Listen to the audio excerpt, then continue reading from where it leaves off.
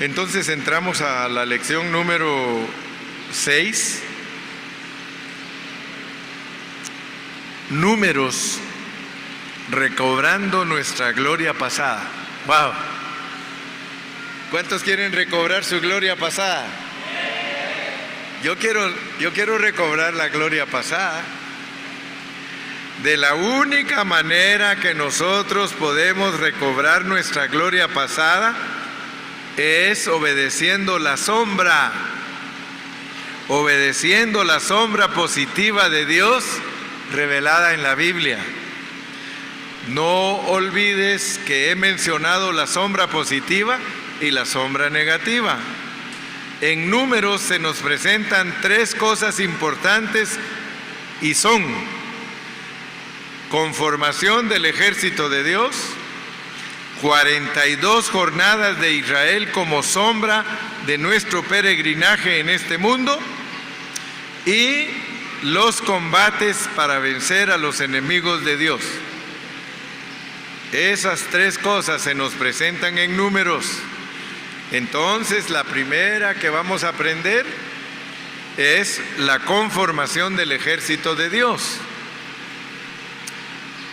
En Campeche empezamos, pero no hubo grabación correcta de los mensajes, a pesar de que el bosquejo, Andrea nos lo mandó, creyó que no había llegado, pero sí llegó. O sea que tenemos para hacer ya un folleto de lo que se dio en Campeche, pero ahora está más agrandado. Entonces, lo primero que yo quiero que ustedes vean que Dios nos revela en Números es la conformación de un ejército. Todos nosotros los cristianos tenemos que saber que somos un ejército que cuida los intereses de Dios. Si nosotros como cristianos ignoramos estas cosas, nosotros no vamos a poder entender el propósito de Dios por el cual nos puso aquí en la tierra. El hecho de que el pueblo de Israel acampaba alrededor del tabernáculo, eso significa que nosotros somos un ejército que acampa alrededor de Cristo. Cristo es nuestro centro. En la vida de la iglesia, el más importante aquí es Cristo. Él es el centro de nosotros. Nosotros nos reunimos para adorarlo, nos reunimos para cantarle, nos reunimos para alabarle, nos reunimos para estudiarle a Él. Aquí Él es el centro. Por eso somos cristocéntricos. Ninguno de nosotros tiene la importancia que tiene Cristo. El hermano Carrillo es solamente un siervo de Dios. Aquí el centro es Jesucristo. Si nosotros cumplimos estas 3 cosas a cabalidad, oigan bien pues, si nosotros cumplimos estas 3 cosas a cabalidad, podemos ser el ejército de Dios que peregrina en este mundo, combatiendo para poseer la tierra prometida, y que el propósito de Dios se cumpla al poseer la tierra, para que el gobierno de Dios sea establecido, que es su reino, y se edifique el templo, para que su ciudad tenga los componentes y sea una ciudad gloriosa para Dios. Por favor, escuchen, hermanos, porque la mayoría de los cristianos han estudiado la Biblia en una forma superficial y por eso ellos tienen conceptos mezclados. Ellos creen muchas cosas en una forma mezclada, no la creen en una forma pura, al grado que la mayoría de cristianos dice que ellos están esperando que Cristo termine de hacerles una casa en el cielo para regresar a recogerlos, para llevárselos a vivir al cielo. Hermano, esas son supersticiones, esas son malas enseñanzas. La pureza de la palabra de Dios es que Dios está edificando una casa, pero no para nosotros, para Él. Y sobre esta roca edificaré mi iglesia. Si alguien empieza desde los evangelios torcido, va a llegar a Apocalipsis torcidísimo. La mayoría de cristianos, cuando les enseñan Juan 14, dice el Señor en Juan 14, ¿creéis en Dios? Creed también en mí. En la casa de mi Padre muchas moradas hay. Lo que ignoran los cristianos es que esa es una parábola, porque Cristo no hablaba si no era en parábolas. Y si no era en parábolas, nunca les hablaba. Decir que la casa del Padre es el cielo, ese es error, esa es herejía. La Biblia no enseña que el cielo es la casa de Dios. La Biblia enseña que el cielo es el trono de Dios y que la tierra es el estrado de sus pies. Y la Biblia enseña que la casa de Dios es la iglesia. Amén. Dele palmas al Señor. Y ore por aquellos hermanos que no han sido instruidos correctamente. Si nosotros ponemos atención, nosotros vamos a entender qué es lo que Dios quiere lograr a través de nosotros. Dios quiere establecer su reino aquí en la tierra antes de que pensemos en irnos a vivir al cielo. La tradición cristiana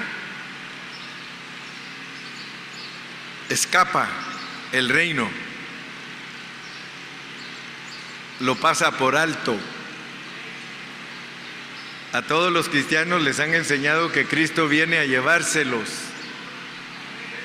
No les han enseñado que tienen que ser sacerdotes y reyes con Cristo, gobernando 10 ciudades o 5. Acuérdense que el hermano Carrillo se los dijo, porque el que no se deje instruir no puede ser gobernador. Para ser gobernador hay que dominar este asunto. Yo no voy a hacer nada en el mundo espiritual si no adquirí nada aquí. Si yo no aprendí cómo se gobiernan 10 ciudades, ¿cómo voy a pretender cuando mi Cristo regrese que me haga gobernador de 10 ciudades? Entonces más te vale que te pongas pilas, pues, porque si no a lo mejor vas a ser solo leñador. Dios está ofreciendo hueso para todos sus amigos. Ustedes ven que los presidentes cuando quedan se llevan a todos sus amigos a gobernar. Igual es Cristo. Él va a gobernar con todos sus amigos. Y si no eres amigo de Él, olvídate. Hacer tortillas. Tenemos que entender lo que estamos estudiando. Aquí Él está preparando a sus reyes y sacerdotes. Por eso no podemos conformarnos con un mensajito así chiquito del Evangelio. ¿A qué le tiras, mexicano, cuando sueñas? ¿A qué le tiras? ¿A qué le estamos tirando, hermano? Yo trato de contagiarlos a ustedes, porque hombres y mujeres son sacerdotes delante de Dios. Porque en Él no hay judío ni griego, esclavo ni libre, ni hombre ni mujer.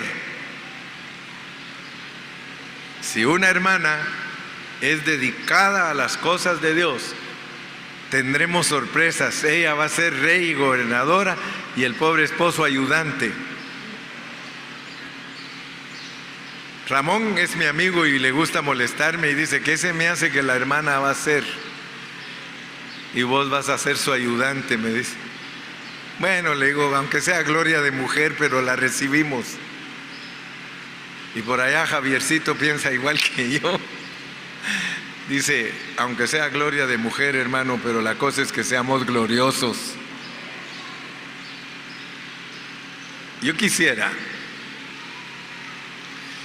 que todos ustedes sean diligentes. Yo quisiera, mire, hay hermanas que son bien diligentes, hermano. ¿Sí? Nuestras esposas, hermano, tienen que estudiar. Dios le cambió nombre a Abraham y a Sara juntos. Al mismo tiempo les cambió el nombre a los dos. Quiere decir que Sara, wow, Sara era una mujer que caminaba al lado de su esposo diligentemente. Tan diligente caminó que dice que somos hijos de ella.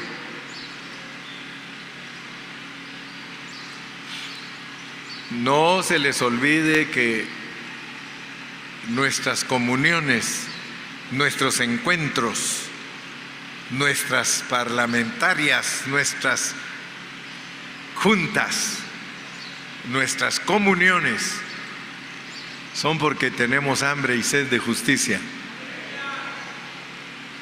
Hermanos, ojalá que de nuestro ministerio que Dios nos ha encomendado salgamos muchos gobernadores. Aquí nos están preparando. Por eso es que nuestras reuniones son diferentes a las reuniones comunes de niños en Cristo. Aquí en cuanto entramos estamos esperando cosas maravillosas que nos preparen para poder ejercer lo que Dios nos está ofreciendo. Al que venciere, al que venciere, al que venciere. Por eso pongamos atención, no vengamos a sentarnos aquí y a estar platicando el uno con el otro sin poner atención a las cosas importantes que se hablan, porque esta reunión es más interesante aún que las reuniones que tiene la Casa Blanca. Más importante lo que tiene la Casa Crema, no sé cómo se llama aquí, Los Pinos. ¿Por qué? Porque de aquí se deciden cosas eternas. Aquí no se deciden acuerdos de que cómo vamos a arreglar la inflación. No, aquí hay que inflarlos a todos. Hay que inflarlos con un buen inflador, hermano, para que todos estemos bien preparados. Dios va a demandar de nosotros, hermano. Dios va a demandar todo esto. Si nosotros no entendemos cómo se conforma el ejército, si no sabemos cómo se caminan las jornadas y no sabemos cómo se combate el enemigo, nosotros no calificamos. Entonces lo que Dios está depositando en nosotros es algo superior, es algo profundo. Gloria a Dios. Entonces con eso podemos introducirnos a Números. Los siguientes mensajes tienen como propósito demostrar la manera en que Dios conforma su ejército para que sus intereses sean protegidos. Hermano, no estás haciendo tanes, no estás viendo si caminas con andadera. No, tú tienes que entender que Dios te quiere cuidando sus intereses. En Números podemos ver que para el pueblo de Dios Cristo es quien le da sentido a su vida. el testimonio de ellos y su centro, así como su líder, su camino y meta en sus jornadas y sus combates. Este libro de Números nos revela a Cristo como todo aquello que Dios tiene para el cristiano, y no tenemos que quitar ni añadir nada. Por otro lado, desde la primera página de Génesis hasta la última de Apocalipsis, podemos ver que el hablar divino nos muestra una progresión. Los 5 libros de Moisés, que se conocen como el Pentateuco, nos presentan en forma de semillas todas las grandes verdades de las revelaciones en la Biblia. En Génesis están las semillas de todas las verdades que se desarrollan a través de toda la Biblia. De manera entonces que una semilla requiere desarrollarse apropiadamente para manifestarse plenamente. Lo mismo sucede con las verdades contenidas en el Pentateuco. En este libro se revela el desarrollo del ejército que combate por los intereses de Dios, que pelea los combates, las batallas. Este libro, al igual que Levítico y Éxodo, contiene muchas de las grandes verdades a manera de semillas. Sin embargo, este es un principio con el cual no todos los lectores de la Biblia están familiarizados. ¿En qué consiste este principio?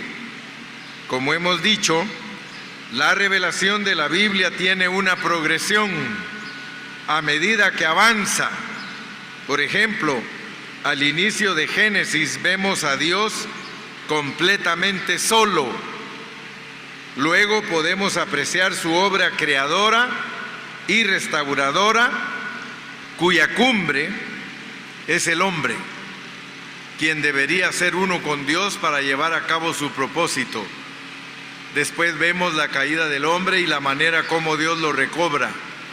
Al final de la Biblia vemos una ciudad brillante, una maravillosa entidad que se llama la Nueva Jerusalén.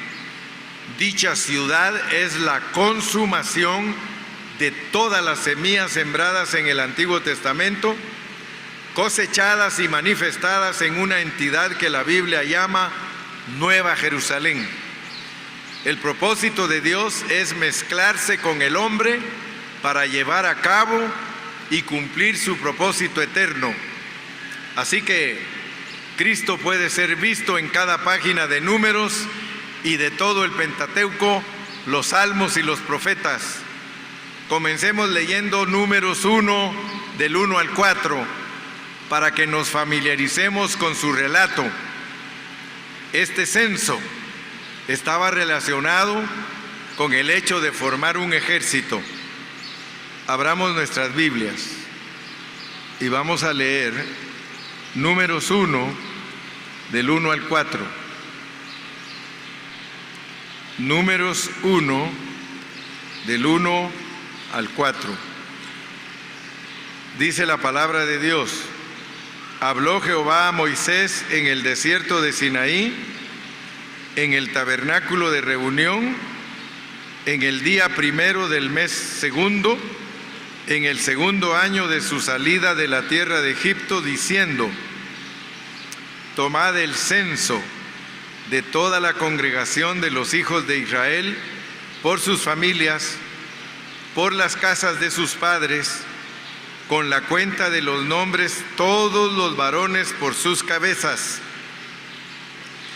De 20 años arriba, todos los que pueden salir a la guerra en Israel, los contaréis tú y Aarón por sus ejércitos. Y estará con vosotros un varón de cada tribu, cada uno jefe de la casa de sus padres. Hoy estaremos comenzando el cuarto libro del Pentateuco escrito por Moisés. En estos 5 libros de Moisés se han sembrado todas las semillas de la verdad. Así que tenemos que creer que en cada uno de estos 5 libros del Pentateuco podemos ver cada punto de la revelación divina. Sin embargo, la revelación divina no fue dada de una sola vez por todas y para siempre, sino que fue dada en manera progresiva. En esta progresión de la revelación divina siempre hay un avance. Comienza diciendo: en el principio creó Dios los cielos y la tierra. Y al final de la Biblia podemos contemplar una ciudad brillante y gloriosa. Al principio lo que había era solo Dios y nada más. Él estaba solo. Luego Él llevó a cabo una obra creadora y ahora se encuentra acompañado de la creación. Por supuesto, la creación incluye al hombre, pero súbitamente nos aparece la caída del hombre.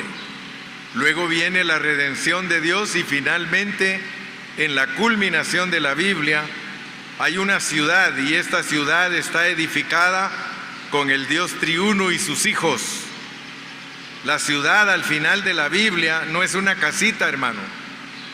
La ciudad al final de la Biblia no es una ciudad llena de casitas como se enseña en el evangelio tradicional. No, hermanos, al final de la Biblia tenemos una ciudad brillante y gloriosa compuesta de todos nosotros. Dice la Biblia que la Nueva Jerusalén es la esposa del Cordero. Entonces no son casitas. Si la iglesia es la esposa del Cordero y la Nueva Jerusalén es la esposa del Cordero, ¿cómo entonces vamos a creer que son casitas? ¿Acaso el Señor se va a casar con una ciudad de bloques? Él se va a casar con una ciudad viviente, una ciudad que lo posee a Él. Por eso es que Dios nos da la revelación en una forma progresiva. Nos va enseñando poco a poco. En esta progresión de la revelación divina siempre hay un avance. Comienza diciendo: en el principio creó Dios los cielos y la tierra. Y al final de la Biblia podemos contemplar una ciudad brillante y gloriosa. Gloria a Dios. Entonces vamos a avanzar un poco más. Para poder entender bien números, debemos conocer un esquema general de él, o sea, tener un escenario de él. Dicho escenario consiste en que el pueblo de Dios sea conformado en un ejército santo de Dios, el cual debía proseguir el liderazgo de Dios y debe pelear por él. No se olviden que todo lo que está escrito por Moisés en los 5 libros del Pentateuco es una tipología. La totalidad del pueblo de Israel es una tipología de la iglesia. Tal como ellos fueron formados como un ejército, la iglesia también hará lo mismo. Toda la iglesia debe ser formada en un ejército. Y Satanás sabe que hay un ejército formado por todos los que viajamos y peleamos por los intereses de Dios todo el tiempo, para que Dios pueda tener un reino con una casa templo. Y en este contexto del libro de Números podemos ver que el pueblo de Israel, el cual tipifica a la iglesia, fue conformado como un ejército para pelear por el reino de Dios y la casa de Dios. Toda la Biblia habla acerca de una sola cosa, en este caso, del pueblo de Dios. Es conformado como un ejército para pelear por los intereses de Dios, para establecer su reino en la tierra y edificar su casa, a fin de que Dios pueda tener su testimonio y expresión. Este debe ser nuestro propósito como creyentes y es la razón por la cual estamos en la tierra. Estamos aquí para edificar a Cristo y para experimentar a Cristo, para pelear por sus intereses. No solo amamos a Cristo, sino que también amamos el deseo de su corazón, el cual consiste en establecer su reino y que haya una casa edificada. Satanás se asusta cuando tocamos la realidad del propósito de Dios, que es su testimonio. Satanás no está asustado con los cristianos que no tocan su testimonio. Satanás se asusta cuando hay un pueblo que toma en serio las cosas. Entonces Satanás se asusta. Entonces él dice: estos están por el propósito de Dios. Entonces él se da cuenta que hay gente seria. Yo le doy gracias a Dios porque Sandy me estaba contando un testimonio bonito de unas personas cristianas que ellos conocen. Y dice Sandy: hermano, no, era Teresita. Dice: ellos saben que nosotros tenemos buena palabra, pero no la aceptan. Pero nos dicen: ustedes tienen buena palabra, dice. Y la desafía, dice, y nos desafían porque dice: teniendo tan buena palabra, ¿por qué no viven como esa palabra? O sea que nos desafían los que saben que tenemos buena palabra, porque esta buena palabra es para experimentarla. Amén. Gloria a Dios.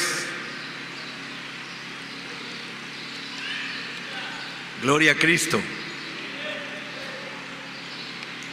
Entonces estamos en la página 24 y en esta página tenemos cuál es el pensamiento central del libro de Números. En este libro Cristo es revelado como, primero, el significado de la vida del pueblo de Dios. Sin Cristo nuestra vida no tiene significado. Veamos el caso de Israel. Más de 2 millones. Ellos habían vivido en el desierto por 40 años.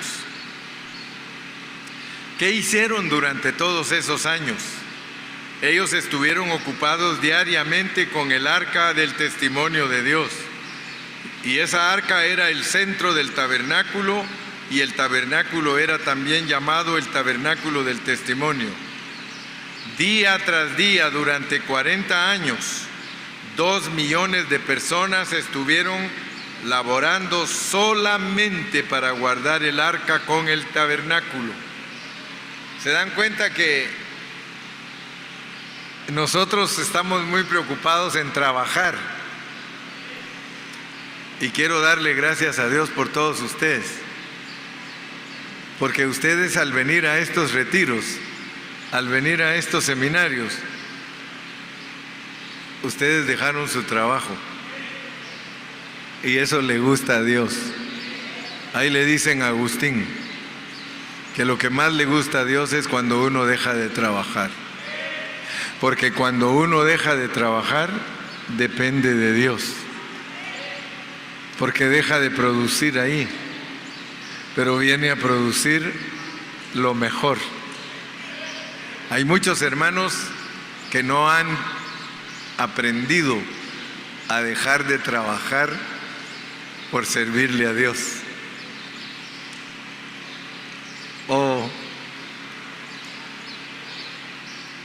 Ustedes tienen que aprender a decirle a su patrón: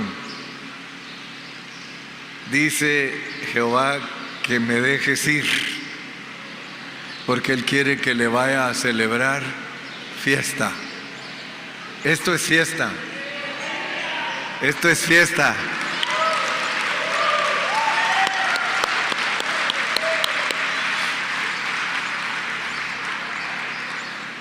Julio,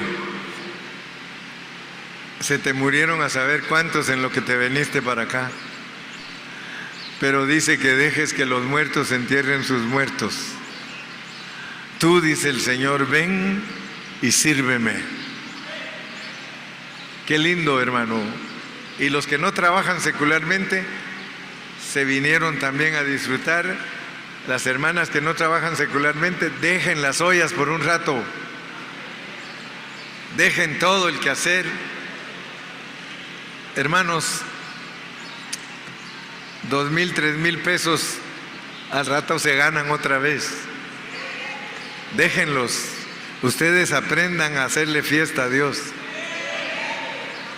Toño, el van ahí lo está esperando, ya el lunes sigue. Pero qué bueno que dejaste de trabajar por venir a recibir lo mejor. Jera, qué bueno. Brendita, qué bueno que dejaste ahí. Hay que trabajen otros. Como dice el dicho ahí, que trabajen los bueyes.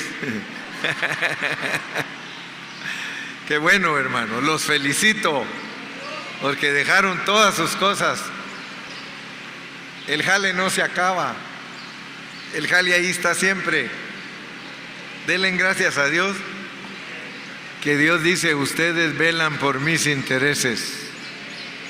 Esto es estar velando por los intereses de Dios. Así que el primer punto central de Números es que Cristo es nuestro sentido de vida. Segundo, Cristo es el testimonio de Dios. Ambos, el arca y el tabernáculo, se llamaban el testimonio de Dios. Puesto que el arca tipifica a Cristo, el significado de la vida de los israelitas era cuidar de Cristo. Como el testimonio de Dios, el testimonio se refiere a la ley. Las 2 tablas de la ley se llamaban el testimonio de Dios y estaban dentro del arca. Debido a que el testimonio estaba guardado dentro del arca, el arca se llamaba el arca del testimonio. La ley era el testimonio de la persona que la legisló, que en este caso era Dios. La ley nos muestra la clase de Dios que tenemos. La ley es como un retrato de lo que Dios es y tipifica a Cristo. Cristo no era solo el significado de la vida para el pueblo de Dios, sino también era su centro. Cristo es nuestro significado y nuestro centro.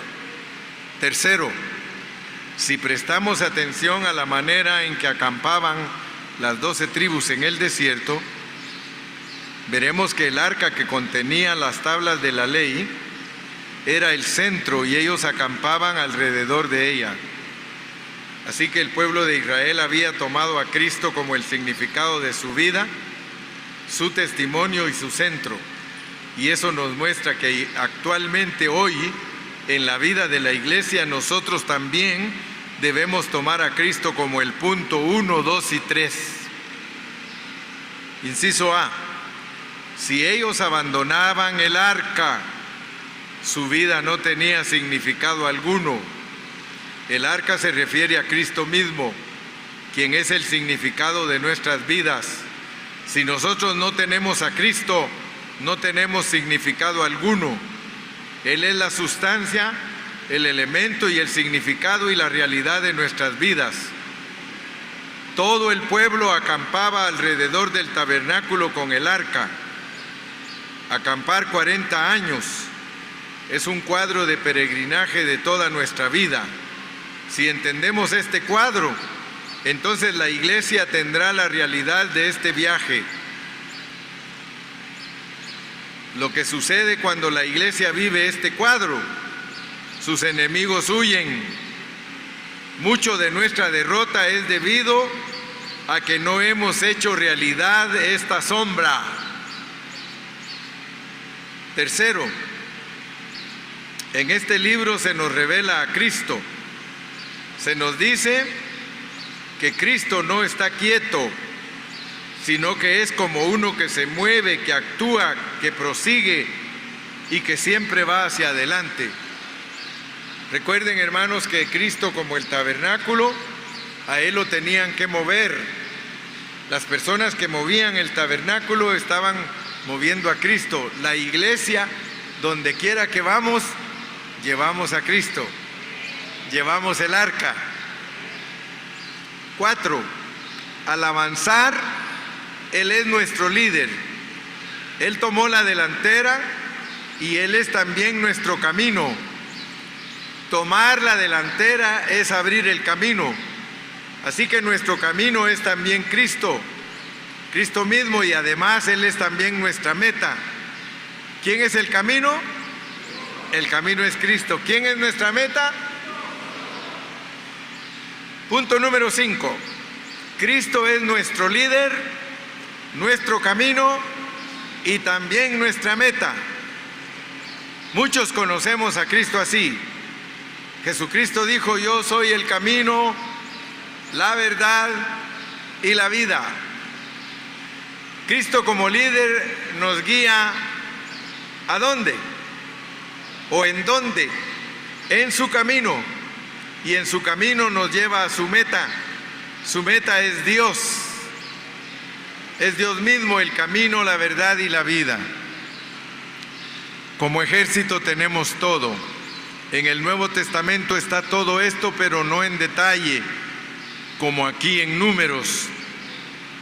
Para tener una visión completa de Cristo como el significado de nuestra vida, testimonio, centro, líder, camino y meta, necesitamos el cuadro completo de Números. ¿Pero para qué es esto? Para avanzar en su jornada y en pelea. De otra manera, sin esto no hay satisfacción. Leamos el 10:33, Números 10:33. Así partieron del monte de Jehová camino de 3 días, y el arca del pacto de Jehová fue delante de ellos camino de 3 días, buscándoles ¿qué? Cuando nosotros llevamos a Cristo como nuestra arca y vamos caminando y avanzando, ¿para qué es? Para encontrar reposo, para encontrar descanso. Dios nos quiere llevar ¿a qué? A descansar. ¿Descansamos? Ya ven que aquí estamos descansando. ¿Se acuerdan del descanso? El descanso es reino y casa. ¿Se recuerdan que en la Biblia el descanso es reino y casa? La consumación del reino y de la casa es la ciudad, la Nueva Jerusalén. Dios quiere su iglesia de la manera que está revelada en Números. Dios quiere su iglesia de la manera que está revelada en Números. Una iglesia que es un ejército, una iglesia que camina sus jornadas para hallar descanso, vencer al enemigo en las batallas. Bendito sea Dios. Tenemos un descanso, pues.